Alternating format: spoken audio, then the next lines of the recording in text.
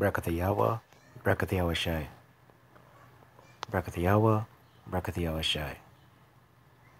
Barak YaHaWah, Barak YaHaWaShi. BaHaSham, Qadash. Double honors to the apostles and elders of great millstone who teach well and rule well, who taught me this truth. Peace and salutation to the Akim, the fellow laborers, pushing this truth at risk of their own lives throughout the four corners of the earth.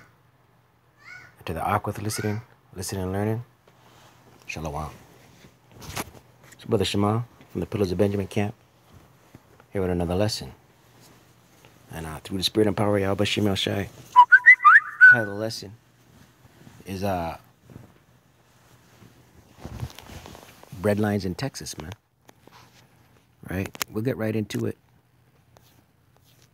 And then, once I'm willing, we'll attach some scripture.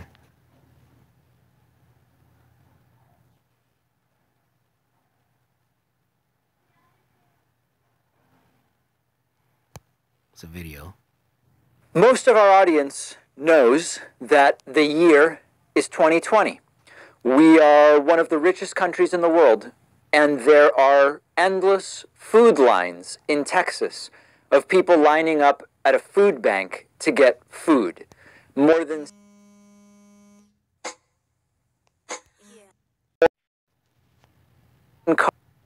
cars and 25,000 people lined up to get free food from the richest countries in the world. Precepts just jumped in my mind.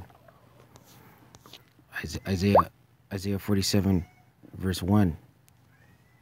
Right? Richest country in the world, man. Babylon the Great, America the Great. You know what I mean? Being brought low by the hand of the Most High YaHaWaShi. Isaiah chapter 47, verse 1, and it reads, "Come down and sit in the dust." The dust, confusion, right? O virgin daughter of Babylon, that's America the Great, Babylon the Great, spiritual Sodom, spiritual Egypt. Sit on the ground, right? You're brought low. Sit on the ground. There is no throne, You're no longer the pinnacle, the benchmark of success, the benchmark of the leader of the free world, right? O daughter of the Chaldeans, America the Great. For thou shalt no more be called tender and delicate, right? You're no longer the top of the pinnacle, the king of the mountain, the benchmark, right? The leader of the free world, right? The dollar of trade, the greenback, no longer.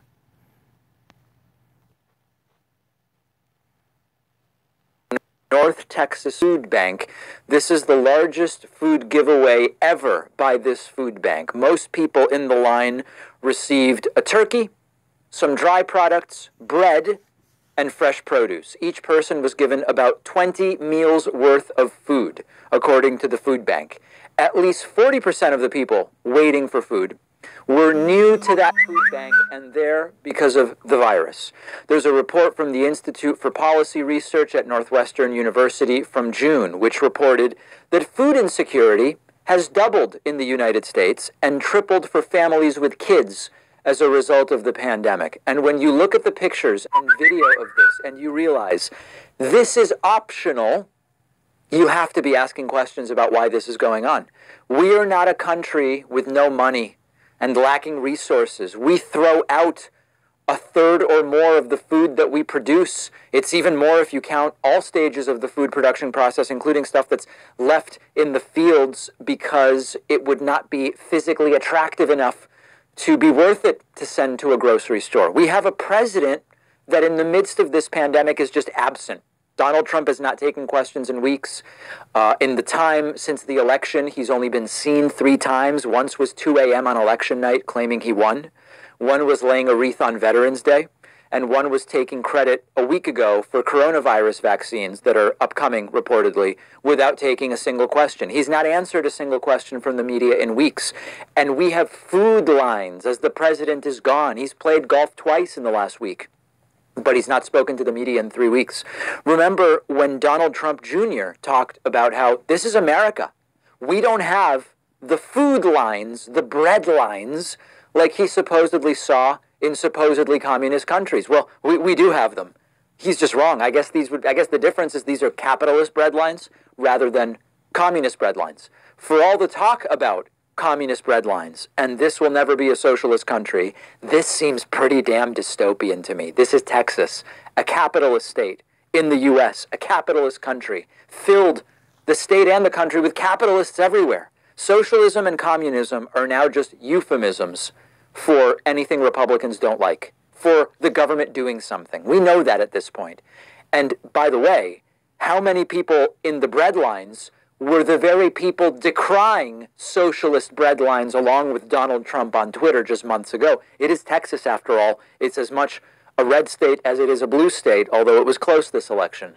The real socialism is that the red states, and in particular red counties, are regularly bailed out by blue states and blue counties. Think about this.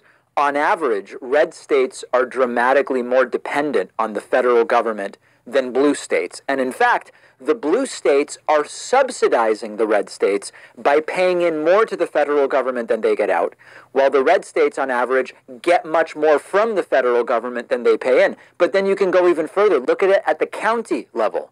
The counties that Donald Trump won in the election in the whole country only contribute to 30% of our overall economy. The counties Joe Biden won contribute 70% to the overall economy. So think of those numbers. Think of the hypocrisy of these people talking about self-sufficiency and pulling yourself up by your bootstraps and dependence on the government. It's the red counties and the red states that overwhelmingly depend on the blue counties and the blue states. They'll never... Depending on your government. You see that? And it's all by design. The banking family is the wicked elites. Ultimately, chip everybody, right? Put you in despair, weaken you, right? And have you depending, right? I'm gonna leave the link. I'm gonna leave the link in my description box. David Patman, the David Patman Show, freespeech.org, right? But ultimately, that's what it all boils down to, man. The wicked elites, right? The hour of temptation is gonna fall on the whole world. Right, because the whole world going to be depending on state, on government, right? And our temptation going to come upon the whole world. And a lot of people are going to bow and take the chip, man. But the elect won't be fooled, and the elect won't take it. Revelation 3, verse 10. And it reads, because, in its red letter, YaHaWaShi said this, because thou hast kept the word of my patience, I also will keep thee from the hour of temptation. Right? So those Most High willing over that number, the elect, keeping the law, statute, and commandments of the Most High YaHaWaShi, YaHaWaShi, right? The Most High is going to keep his elect from the hour of temptation, which is coming, right? Because this is just a breakdown of America the Great, Babylon the Great. I'll make the whole populace depend on the elites, right? I will also keep thee from the hour of temptation, which shall come upon all the world, to try them that dwell upon the earth, right? So ultimately, the whole world is gonna be faced with this hour of temptation. 2/3 of wicked heathens, 2/3 wicked Esau. They're gonna bow to the image, right? Isaiah 24:10, and they're gonna take the chip. The mark of the beast is the microchip. The RFID chip is the microchip. The RFID chip is the mark of the beast. Isaiah 24, verse 10. The city of confusion is broken down. Babylon the Great, America the Great, is broken. Every house is shut up, right? Everything's broken. For lease signs, for sale signs, evictions, right? Every house is shut up, that no man may come in. It's broken. There's military checkpoints in NYC right now. Verse 11, there's crying for wine in the streets, crying for wine, crying for answers in the streets. Answers, people want answers. All joy is darkened, man. Red lines in Texas, man, unheard of. The mirth of the land is gone. The mirth, the joy is gone, right? Thanksgiving is canceled out. Their Xmas is canceled out, right? Congregations and churches is canceled out, right? Let's close out with this one right here. Babylon the Great is through, man. America the Great is through. Let's close out with this one. Right? Bread lines, famine's coming. Sirach 39, verse 28.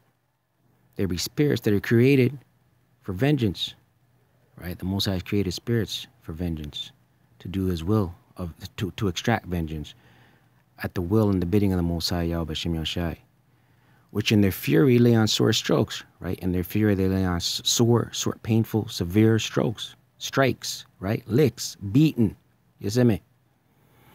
In the time of destruction, they pour out their force. In the time of their destruction, they pour out their force.